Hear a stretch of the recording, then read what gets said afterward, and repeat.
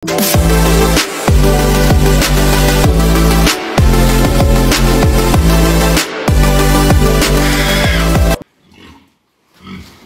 mo yung kamay mo.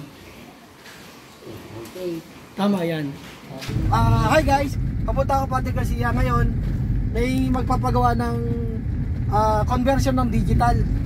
Yung mechanical niya, i-upgrade natin sa digital. Okay? Bali, ito yung way.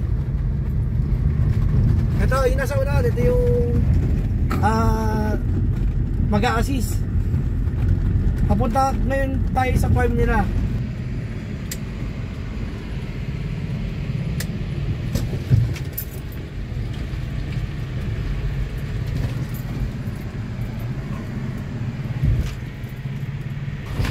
Okay guys, bali nandito na kayo tayo sa timbangan. Ito yung timbangan. Ngayon, ito yung i-convert ng digital. Wag mo. Meron kita.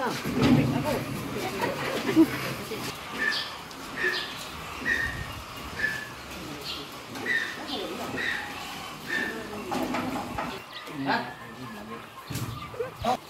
So yan guys, bali papaklasin ko na yung mechanical niya.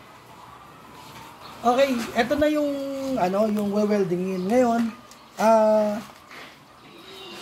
inayos ko na yung yung positioning na paglalagyan ng load cell. Ito siya.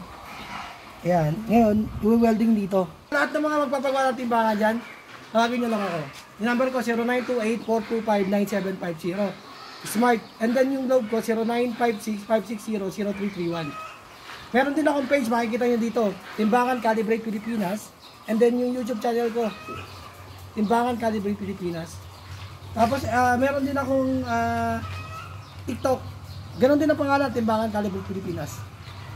Yun lang guys, mamaya pakapakita ko sa inyo yung pinakamalupit na power.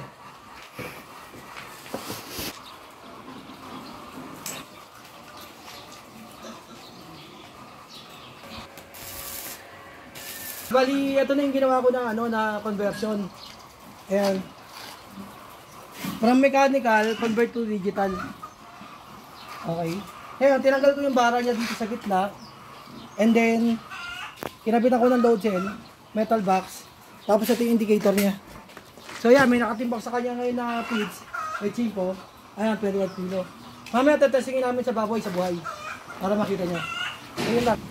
Ngayon, papakita ko yung accuracy. Papato ko yung 25.